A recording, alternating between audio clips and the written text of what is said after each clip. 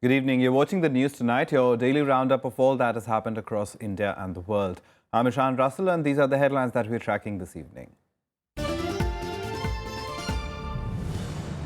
Dismal manufacturing sector output pulls down index of industrial production. Retail inflation also rises on the back of spike in food inflation.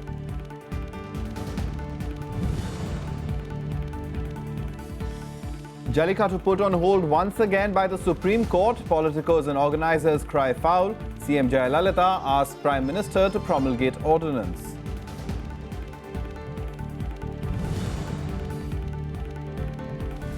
Vice President Mohammad Hamid Ansari raises the issue of intolerance, says it alone cannot build the foundation of an inclusive and pluralistic society.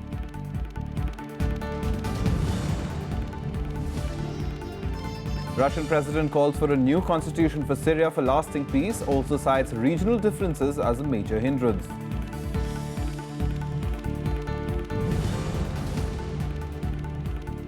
And India gets off to a bad start in Australia, loses the first one-dayer in Perth by 5 wickets. The top story this evening, the consumer price index inflation edged up for the 5th straight month in December to 5.6%. The CPI has risen sharply due to a surge in food inflation. Meanwhile, the country's industrial output contracted by 3.2% in November. Here are the details. Food price pressures weighed heavily on retail inflation in the month of December. CPI inflation rose to 5.61% in December from 5.41% in November and 4.28% a year ago. Inflation has risen due to spike in food inflation to 6.4% from 6.07% in November. In rural and urban areas, inflation rates for food items were 6.41% and 6.31% respectively. The CPI data has been consecutively hardening for the past 4 months. It has risen from levels of around 3.7% in July 2015 to the current level. Dismal manufacturing sector output logged industrial output for November to 3.2% from 9.8% in October. Manufacturing production declined by 4.4% compared with 4.7% a year before. Mining rose just 2.3% in November against 4% a year earlier, while electricity production barely rose 0.7% in November. Retail inflation is drawing closer to the RBI's target of 6% for January 2016. The surge implies that the Reserve Bank of India is likely to hold policy rates in its monetary policy next month. Coming just days before the union budget, RBI will keenly watch the fiscal roadmap adopted by the government. This is Kriti Mishra's report for Rajya Sabha TV. The controversial bull running sport Jallikattu has once again been put on hold by the Supreme Court just 8 days after the centre had lifted a ban on the sport. The centre's decision was seen as quite significant in the face of the assembly polls in Tamil Nadu this year. The centre's argument for lifting the ban on Jallikattu did not hold much ground in the Supreme Court on Tuesday. Despite opposition by animal rights activists, the centre had lifted the ban just days before Pongal. But with the Supreme Court now staying that order, this year too, the sport will not be part of Pongal festivities. Notification जो था वो specifically Jallikattu Tamil Nadu और bull cart race Maharashtra, Gujarat, Karnataka आदि में, Punjab etcetera में allow कर रहा था. इसीलिए सुप्रीम कोर्ट ने इस पर पूर्ण प्रतिबंध लगाते हुए इस तरह की किसी भी स्पोर्ट को ऑर्गेनाइज करने पर रोक लगा दी है. नोटिफिकेशन इशू करी है, that is absolutely contrary to the Supreme Court judgement और जो हमारा कानून है prevention of cruelty to animals act. So आज सुप्रीम कोर्ट ने जो अब नोटिफिकेशन इशू हुई है उसको स्टे कर दिया है. I am saddened that we had to go back to the Supreme Court for what I thought was a absolutely clear-cut order which we had received earlier, and that we had to go back and fight the case all over again. The Modi government had on 8th January lifted the 4-year-old ban on Jallikattu, albeit with certain provisions. The centre's notification was challenged in the Supreme Court by the Animal Welfare Board of India, People for Ethical Treatment of Animals India and a Bangalore-based NGO. The BJP says it will now look for legal options. Definitely we wanted to respect the sentiments of Tamil people, and we did some efforts to counter the argument and to lift the ban. So we did it with good intention. Now the law has put a block. Let us see, wait and watch, and we have to analyze the situation, and again we have to try to take back the ban. There is no any shock, but we request our state and central government to pass an ordinance immediately for conducting this hereditary function, the cultural festival. I think maybe in a way this is a welcome change. That is my personal opinion, because as I said even earlier, that somewhere it is cruelty to either not discussing the merits or demerits really of Jallikattu. The issue, coming as it does just months before assembly elections in Tamil Nadu, is also mired in political colours. With inputs from Ravindra Shoran, Bureau Report for Rajya Sabha TV. And hours after the Supreme Court stayed the centre's notification on Jallikattu, Tamil Nadu Chief Minister J. Jayalalitha has sought the Prime Minister's intervention on the matter. She has asked the Prime Minister to promulgate an ordinance to enable the conduct of Jallikattu. Meanwhile, protests broke out in many parts of Tamil Nadu where the sport is popular. The protests came despite the centre's assurance that it would take appropriate action on the matter. The protesters say that the bull taming sport is part of their tradition and cultural practices that need to be nurtured. There were road blockades and demonstrations that hit normal life. Police admitted the situation was tense in some areas but claimed it was under control. Vice President Mohammad Hamid Ansari on Tuesday said that tolerance alone was not a strong enough foundation for building an inclusive and pluralistic society. He also made a strong pitch for interfaith dialogue to remove misunderstandings. Inaugurating an interfaith conference in Kerala, the Vice President said that along with tolerance, it was important to accept and understand religions in order to build an inclusive and pluralistic society. Quoting Swami Vivekananda, Vice President Ansari said, "We must not only tolerate other religions but positively embrace them, as truth is the basis of all religions." He said the institutions of the state must ensure that the principle of secularism is observed in letter and spirit in public life. The purpose of interfaith dialogue is to increase our understanding of and respect for other religious systems and institutions, and thereby increasing our appreciation of their values. To promote real understanding, interreligious and interfaith dialogue has to be more than mere words or talk. It must include human interaction and relationships. Signalling a thaw in the backdrop of the Pathankot attack, Home Minister Rajnath Singh has said that there was no reason to disbelieve Pakistan's assurances that it will take effective action on the inputs given by the perpetrators of the terror attack. After the attack, India had provided actionable intelligence to Pakistan seeking action against the perpetrators of the terrorist act. India has identified Masood Azhar as the mastermind of the attack and has called on Islamabad to act on the information if the Foreign Secretary level talks are to take place as scheduled on the 15th of January. Pakistan government ने आश्वस्त किया है कि वो प्रभावी कार्रवाई करेंगे। मैं समझता हूं कि इसके संबंध में अभी आप प्रतीक्षा कीजिए, और चूंकि पाकिस्तान गवर्नमेंट ने आश्वस्त किया है तो उस पर अविश्वास करने का कोई कारण अभी नहीं है। Meanwhile, the United States has said it is encouraged by the fact that the Pakistan government has condemned the Pathankot terror attack and promised a thorough investigation. State Department spokesperson John Kirby said that the Pakistan administration has assured of a thorough and fair probe. He also said that the US would like the two countries to continue with their peace talks. Last week, US Secretary of State John Kerry had asked Pakistan Prime Minister Nawaz Sharif to find out the truth and stressed on the need to stay focused on the pressing challenge of terrorism in the region. The Delhi government has once again raised the cudgels against the centre on the issue of bureaucratic appointment and its own jurisdiction over it. The parties invited applications to advisory positions in 7 of its departments. But the entire recruitment process is now under scrutiny, with many terming it as unconstitutional. Putting into action its words, the Delhi government has started the process of recruiting experts for at least 7 of its departments. Applications have been invited for experts in the field of law, finance, social welfare, e-governance and environment. Experts, however, say that these ads are unconstitutional.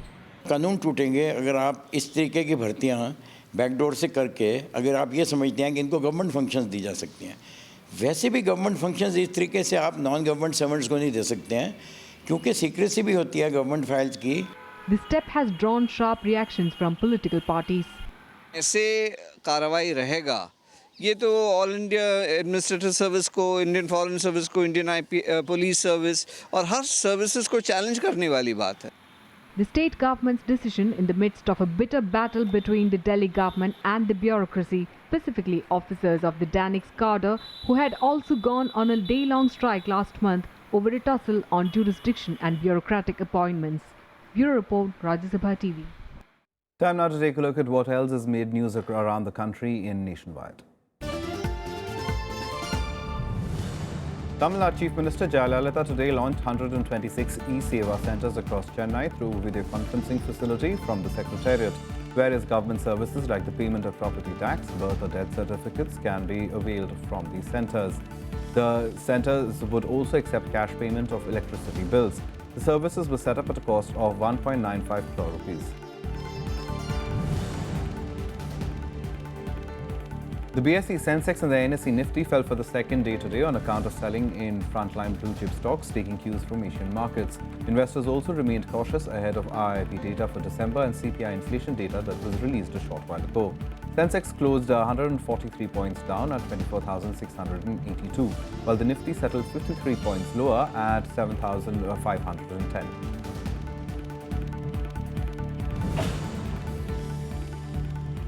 Carcasses of 30 baleen whales were found washed ashore near the Tiruchendu beach in Tamil Nadu today. 250 of the same species of whales have been stranded in shallow waters. Fishermen and officials reportedly dragged many of the whales back into the sea, but they kept returning to the beach. Meanwhile, a team of top officials of the Fisheries Department was rushed to the spot to conduct a probe. Time for us to take a short break. Lots more on the other side. Do stay tuned.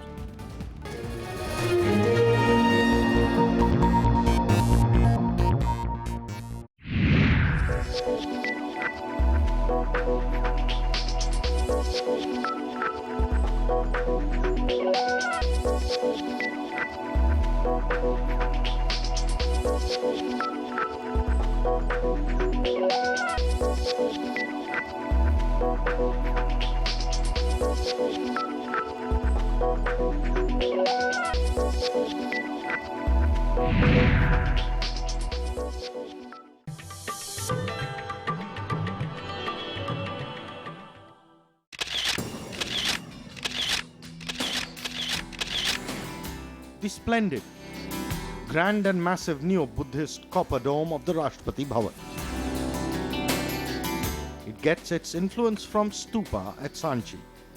The dome is more than twice the height of the rest of the building. The reinforced concrete shell of the outer dome began to be formed during the beginning of 1929. The last stone of the dome was laid on April 6, 1929.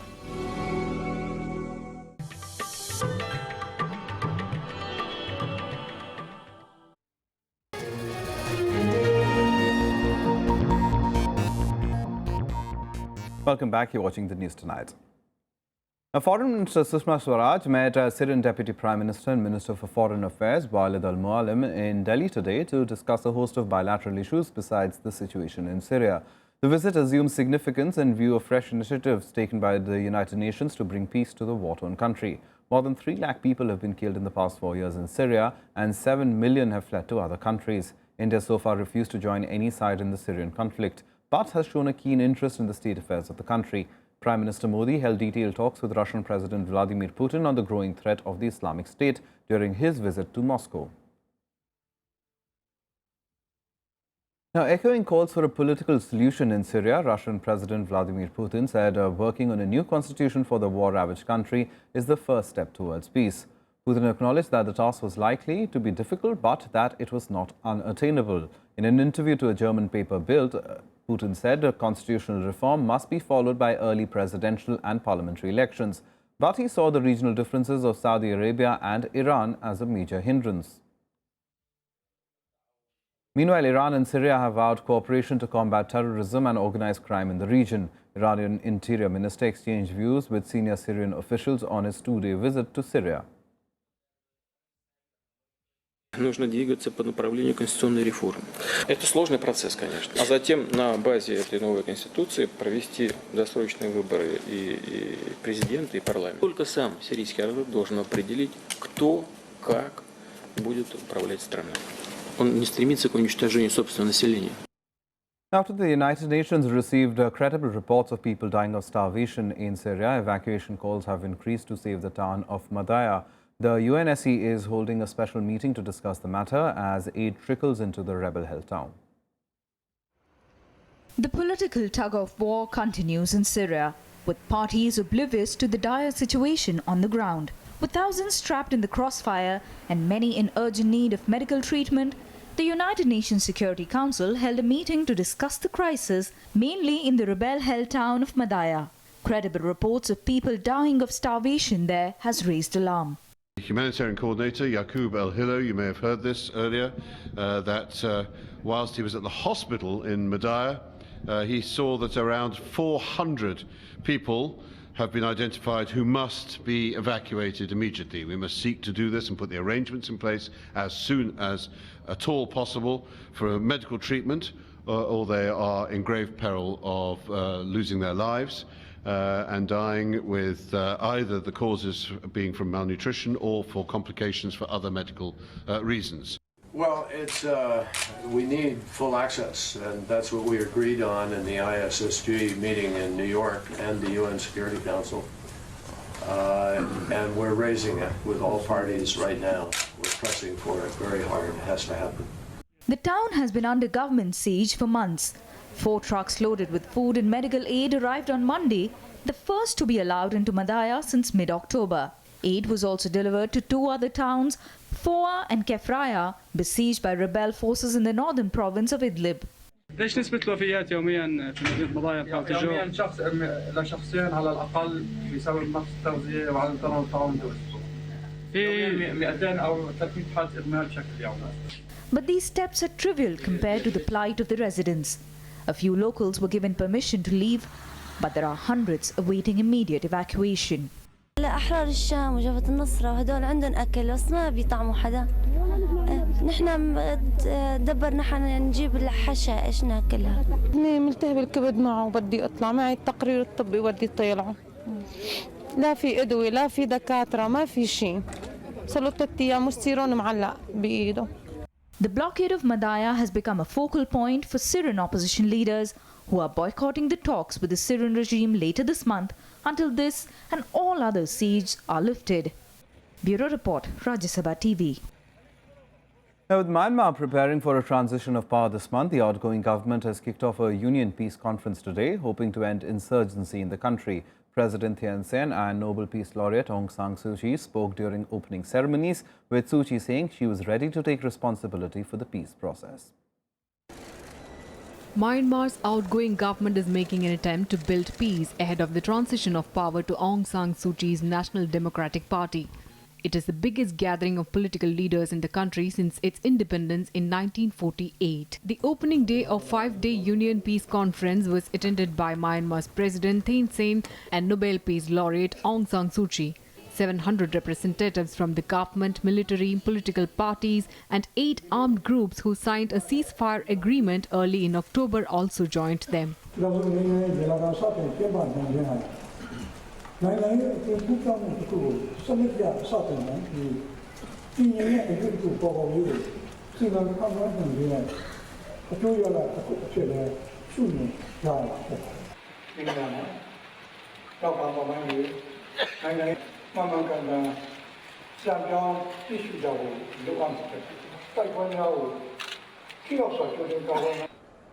The peace conference will focus on inclusive participation of stakeholders and is aimed at ending armed conflict and build national reconciliation on the basis of political dialogue framework approved by a tripartite Union Peace Dialogue Joint Committee. This committee involves the government, ethnic armed group and political parties. Suu Kyi reiterated that Myanmar's ethnic minority rebel groups should be brought into the peace talks and that efforts to end conflict should not instead divide them.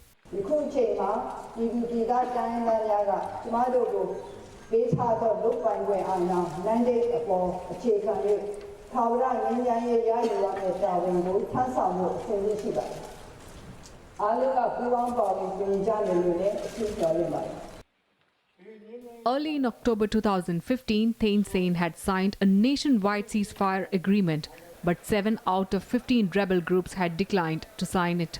For nearly 6 decades, Myanmar had been reeling under armed conflicts. Bureau Report, Rajya Sabha TV. Now, a large explosion earlier in Istanbul left 10 people dead and 15 others wounded. The blast rocked the Sultan Ahmet Square, a major tourist attraction in the city. A statement from the governor's office said the investigations were being conducted into the type of explosive which caused the blast and those responsible for it. In the past year, Turkey has become a big target of the Islamic State, with 2 bombings blamed on the radical Islamic group. İstanbul'da Sultanahmet Meydanı'nda meydana gelen ve Suriye kökenli bir canlı bomba saldırısı olduğu değerlendirilen terör olayını esefle kınadığımı belirtmek istiyorum. Some sports now. When India started off their 5-match one-day series on a losing note, as Australia won the first one-day in Perth by 5 wickets. Rohit Sharma's brilliant run went in vain as the host reached the target of 310 with 4 balls to spare. Australia lost both openers early to debutant Barinder Saran. However, captain Stephen Smith and George Bailey combined together for a 221 third-wicket partnership to see their side reached the target comfortably. Bailey scored 112, while Smith fell in the final over for 149. Trun finished with 3 for 56 in his debut match. Earlier, India started their innings on a positive note, with Rohit Sharma and Virat Kohli adding 207 runs for the second wicket. Kohli fell 9 runs short of his ton as he was caught on 91. Rohit Sharma, however, remained unbeaten on 171 as the visitors reached a total of 309 for 3. 310 was a very good score. They batted really well, but still, if you see, they got it in the last over, which means, I feel if we had bowled slightly better, we could have put more pressure on them, maybe induced a few big shots quite early in the innings, but that was not the case. Time now for all the other sports action in Sports Beat.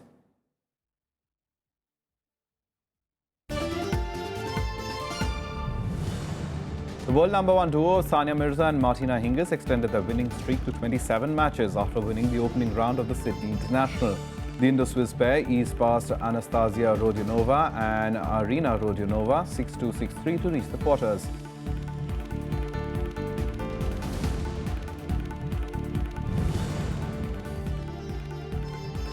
But Leander Paes and his French partner Jeremy Chardy were not so lucky as they bowed out of the tournament following a straight set loss in the men's doubles opening round.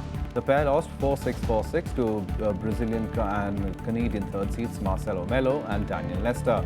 Paes will start as the defending champion at the Australian Open next week, along with Swiss Martina Hingis in the mixed doubles category.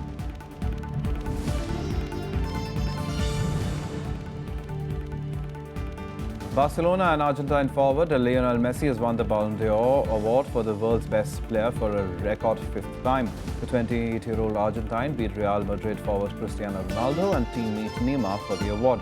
Barcelona coach Luis Enrique won the World Coach of the Year award after leading his side to 5 of the 6 trophies in 2015.